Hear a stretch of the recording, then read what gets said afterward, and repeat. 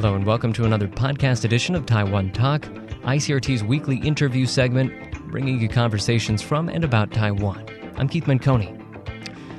The first Asian family to take center stage in a U.S. primetime network sitcom in about 2 decades just happens to be an immigrant family from Taiwan. And that show just happened to kick off its 3rd season with an episode filmed almost entirely here in Taipei. The show is, of course, Fresh Off the Boat. Fresh off the boat. Yep, that one, Fresh Off the Boat.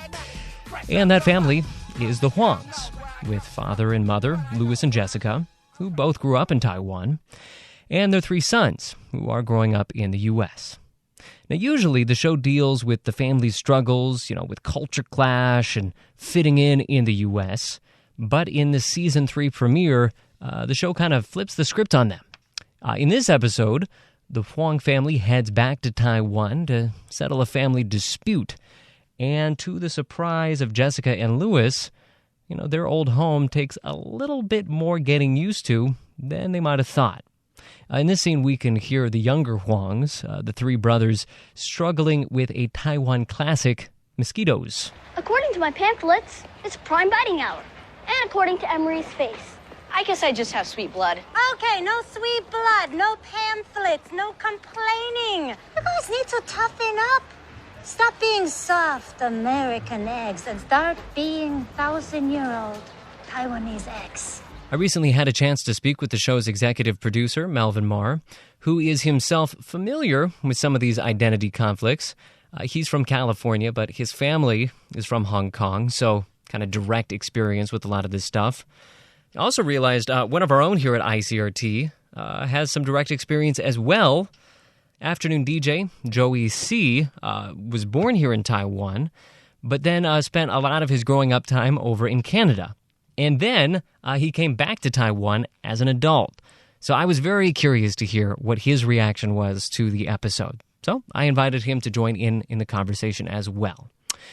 Just a quick note before we jump in, Melvin Mar was joining us from Hawaii, so you can hear a little bit of road noise in the background. I think he might have been in his trailer.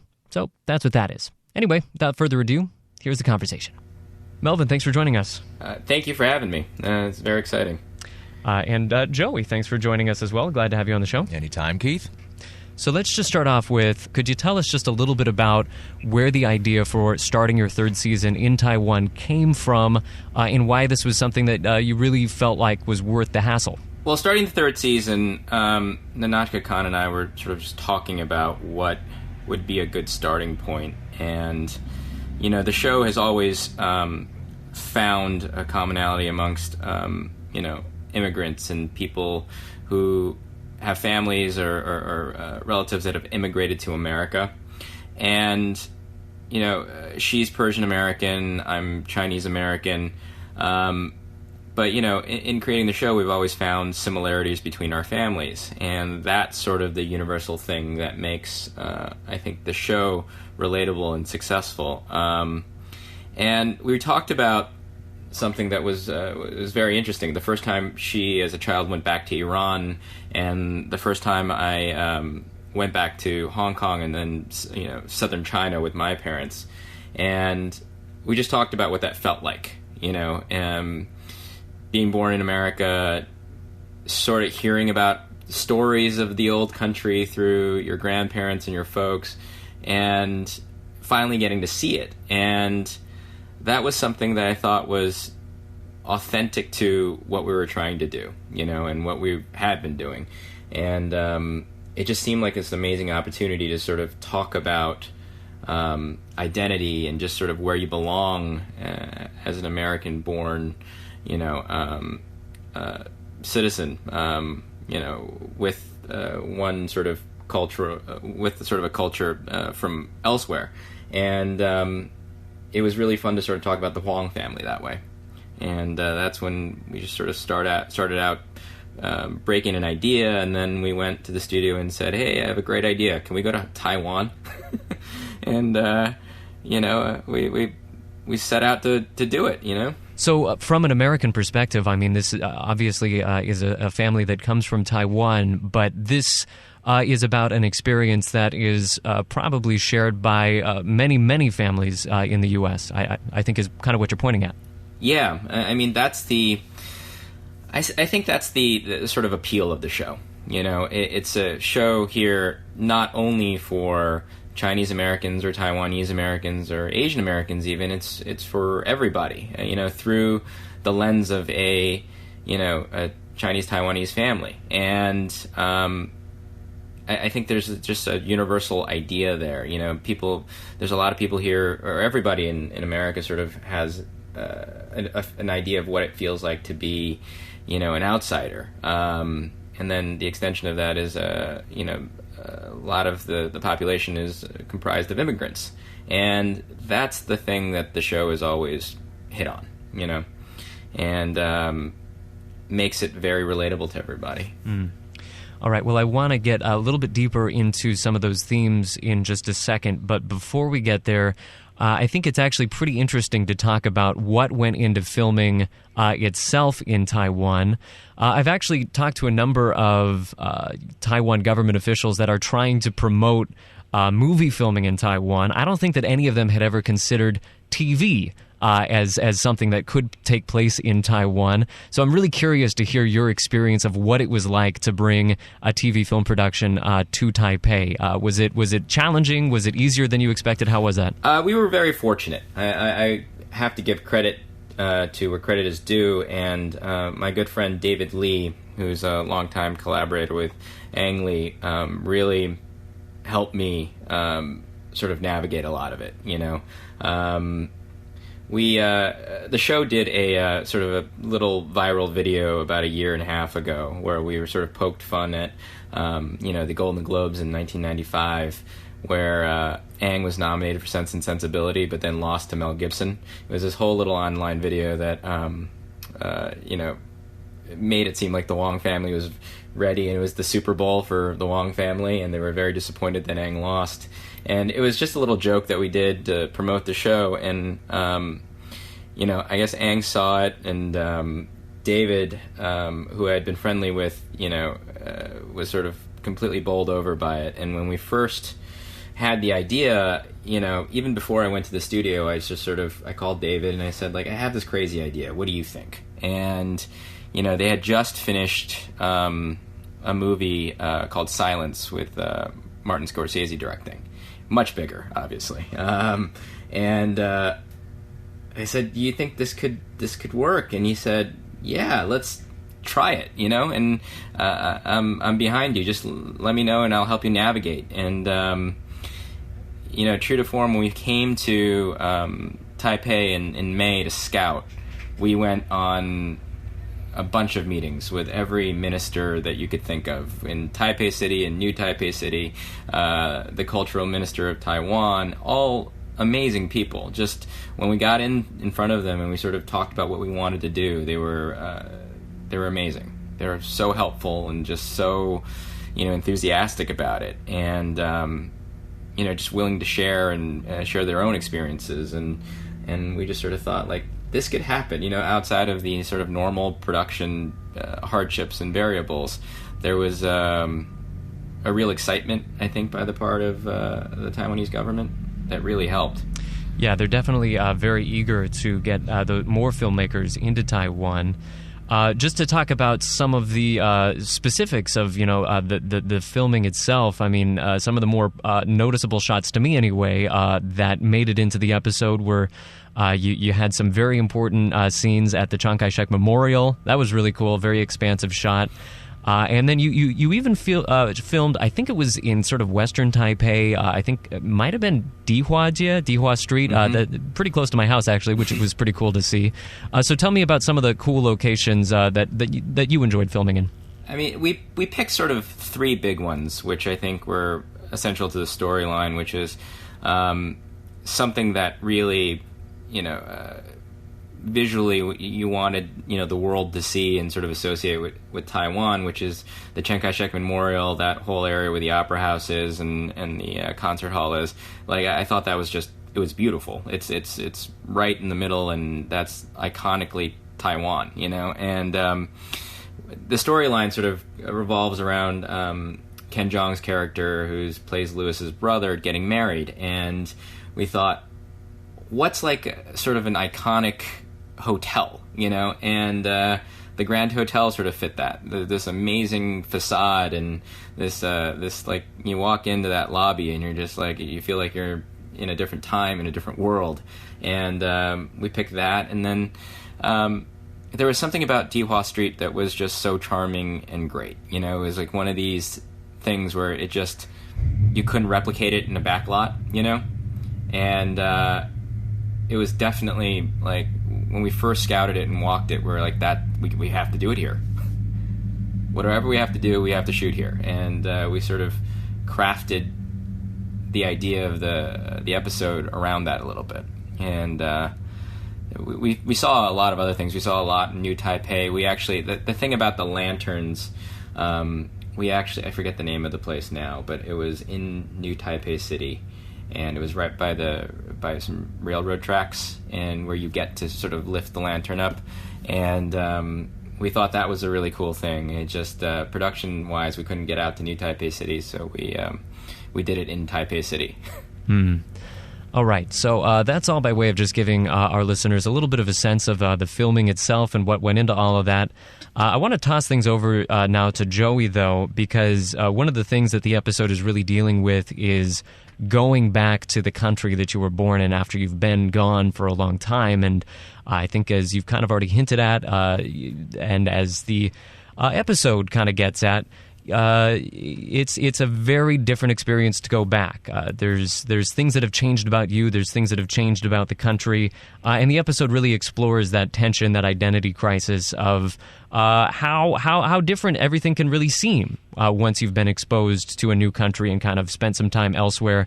Now, Joey, you've had a very similar experience to all that, because you grew up until maybe 10 or so in Taiwan, then you went over to Canada, and then as an adult you came back here to Taiwan. So I'm very curious to hear your impression of that aspect of the episode and how much of that you could relate to.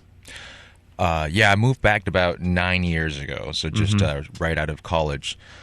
So it was a big change of scenery, big change of cultural atmosphere.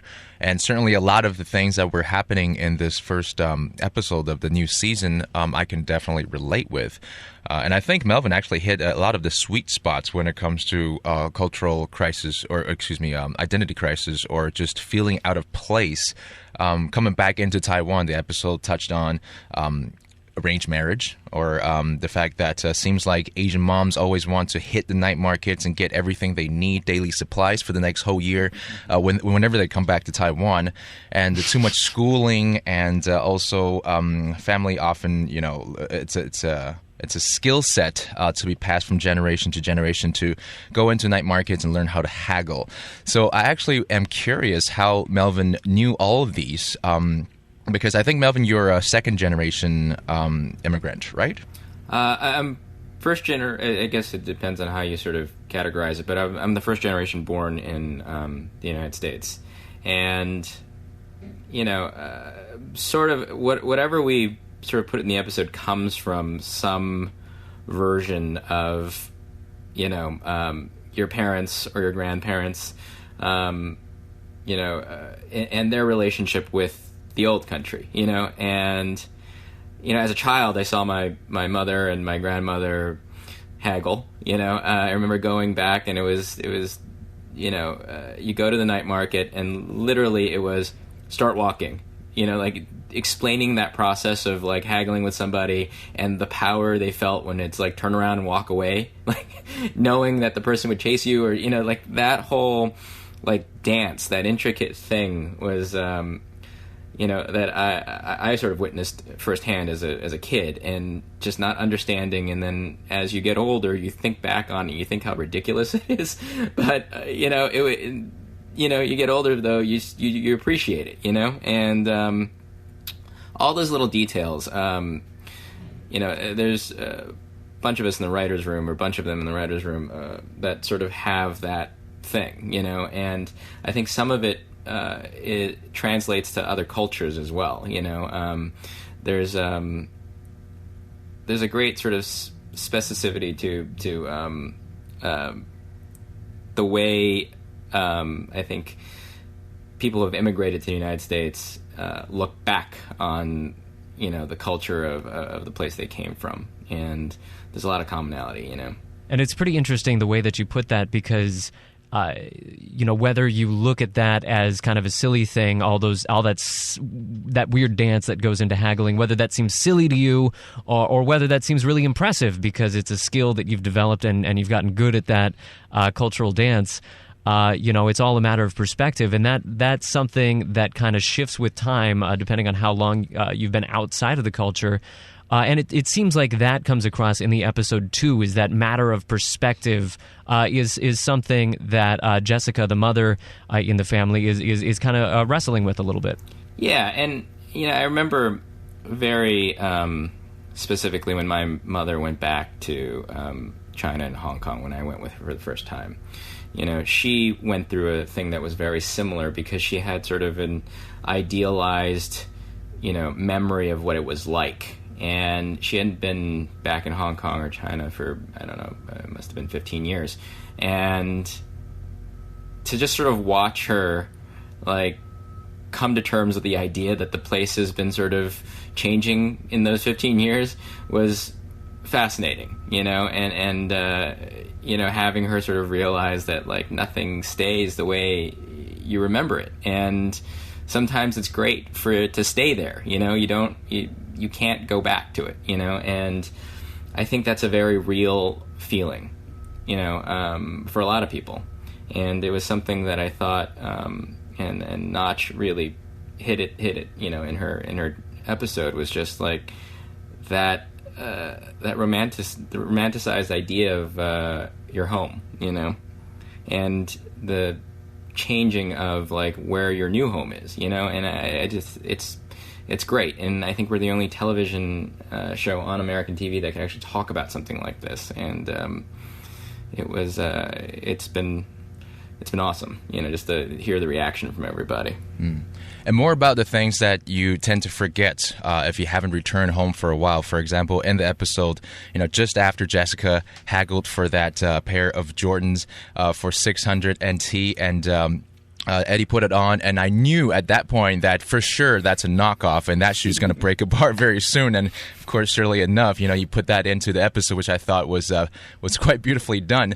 But also, that's some of the smaller things. I think some of the bigger things about the environment that constantly changes. I myself am someone who spent quite a few years in Vancouver. Then I moved to the East Coast in Ottawa to study. And even just after 4 or 5 years of studying and living there for a bit, coming back to Vancouver, things have changed. And certainly moving back to Taiwan, you see all these changes. And every once in a while, now that I visit Vancouver again, I see very different things. So do you think, Melvin, is that some of the changes that we touch on is really just sort of a temporary displacement with what your, as you say, romanticized impression of the country is, and if you just stayed in the country for a little bit longer, then you feel like, you know what, nothing really has changed all that much. The root, the cultural part is still there. And of course, for example, in the episode, there's this old man who Jessica used to buy soup from, and of course, people like that, people age, and given a span of say 10 or 20 years, small things will change, but the bigger picture will never be quite that different. Have you yourself, say maybe you stayed in Hong Kong for a couple of years, and do you feel like if you just stay in the country for a bit, some of these changes can be picked back up? Definitely. I think the realization of the changes is ultimately, to me, an appreciation of it, And, I think it's as cliche as it sounds, you appreciate things more when you don't have them anymore, and like in that scene with the old man who sells sharks swordfish soup, it was something that I think Jessica really appreciated, and then not being away from it really sort of set that in. And I think to answer your question, if she stuck around a little longer, you might have taken some of it for granted, but the overall thing, I think you're right, which is the culture is not changing in the way it is in sort of the immigrant's mind, but it's evolving, and there's a little bit of catch up when you show up, and I think that's the thing that really turns into appreciation. Right.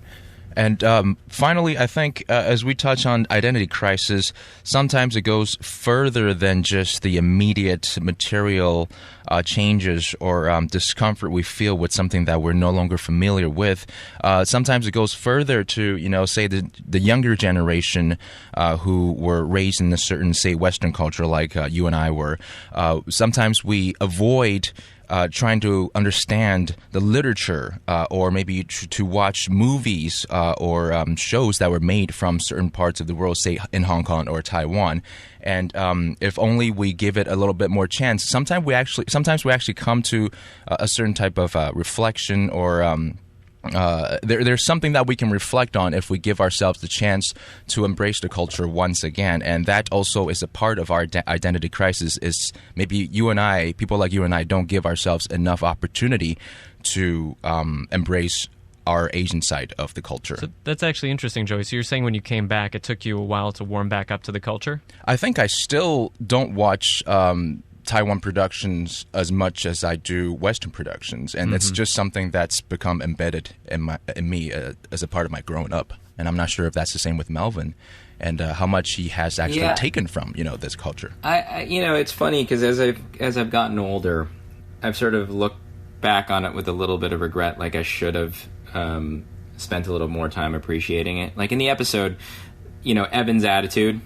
And it, though more extreme for the show, was very similar to my own when the first time I went to China and Hong Kong, which was, it was 1997. It was a seminal moment in Hong Kong history, and yet, as I look back on it now, I have a little regret thinking to myself that I didn't really appreciate it. I didn't really let it in enough, and I think it's probably maturity or just not realizing it, being a kid.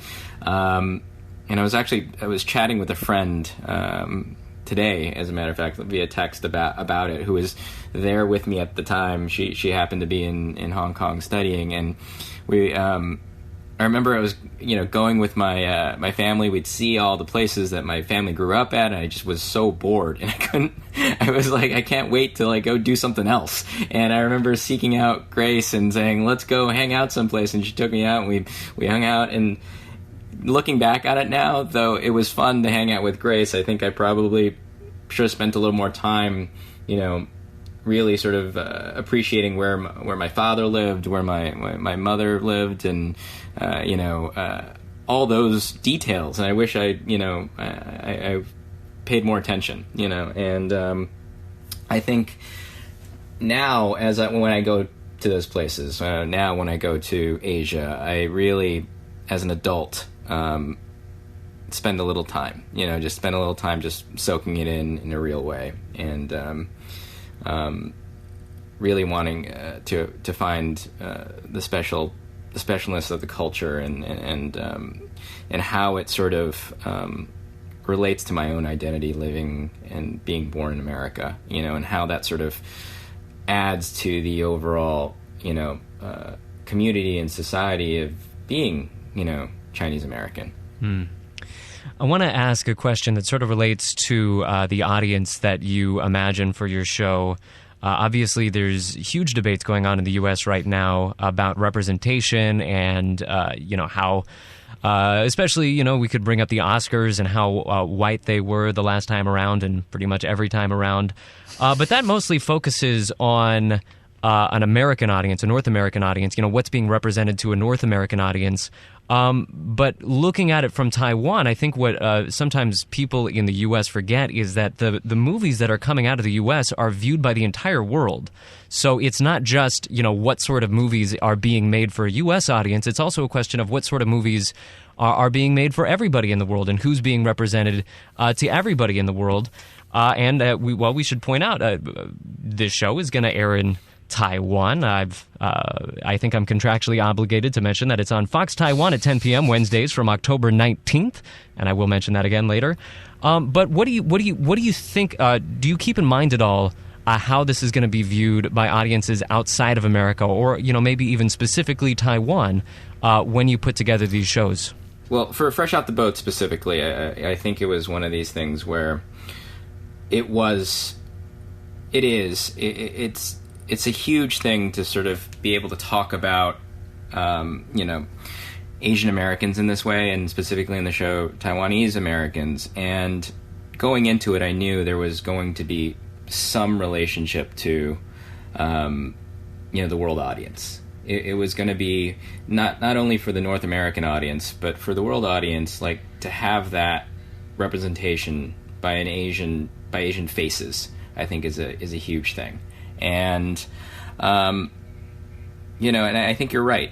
I think America's greatest thing to the world is pop culture and entertainment. It's one of the lead industries. As sort of society changes here and the face of America changes, it's important for, the film and TV industry, for pop culture to sort of reflect that. And I think you're right, the world is watching in a real way, because, whether it's in Taiwan or Hong Kong or China or wherever, there is some relationship to the United States, to American pop culture. And, it's something that I think we're working on, and I think we just have to keep doing it. And there's a lot of people involved in working on it. It's those of us who are, working behind the scenes, and those of us, like my awesome cast, who are in front of the camera, and then just people who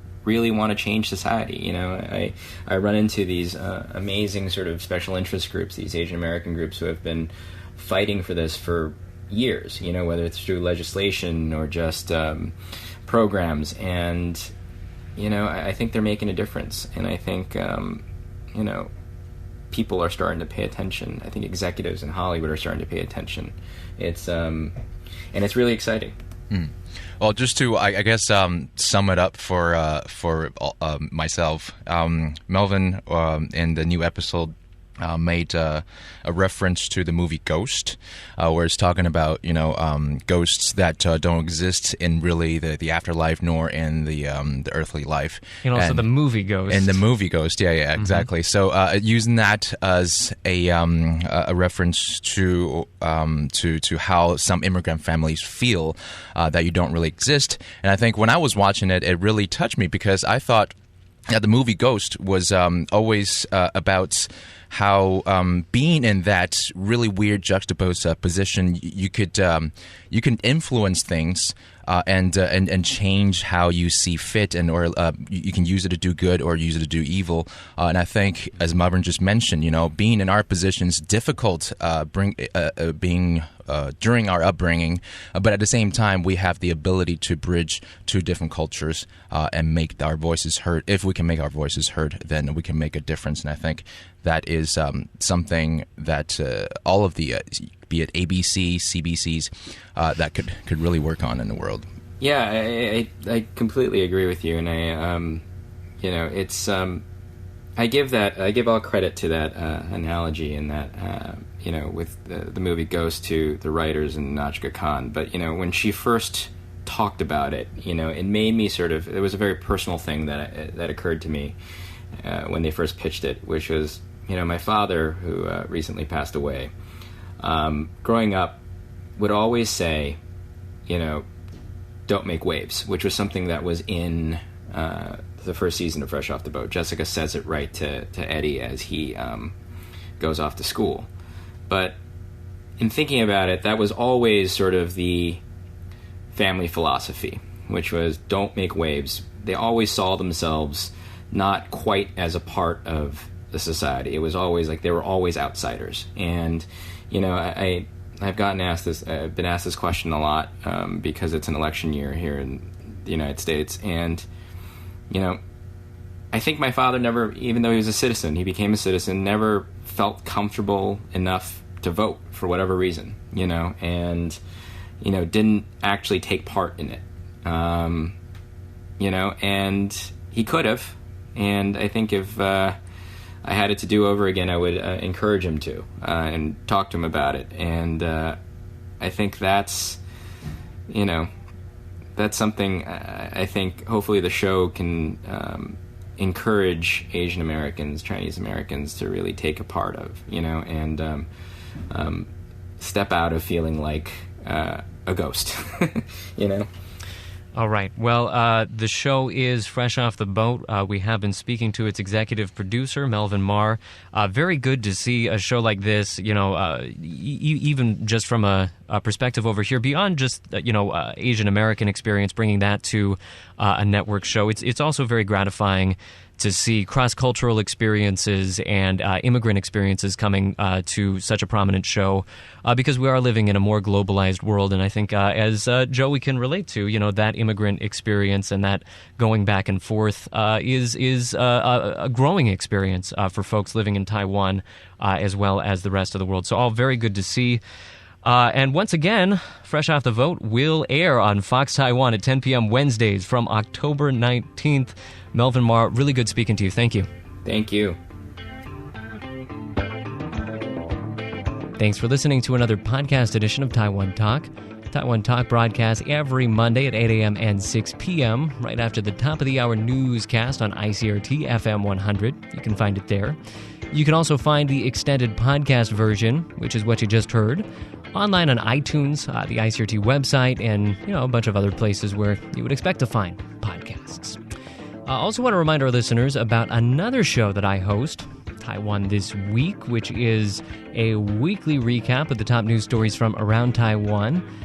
Made it for those of you out there who, maybe don't have time to crack a newspaper open every single day to stay on top of the news cycle. So it just makes it that much easier to stay in touch with the news here in Taiwan. And even for those of you who are really hooked into the ins and outs of Taiwan news on top of it every single day, we have some really smart people on the show to kind of break it down, add some expert insights and analysis to round out that coverage in a way that you're probably not going to find most anywhere else. So look for that every Friday. The podcast goes up in the afternoon time, around about there. The show broadcasts at about 8:15 Friday evening. You can find that also on ICRT FM 100. That is it for the show today. So for Taiwan Talk and ICRT and Joey C. Thanks, Joey C. I am Keith Manconi. See you next time.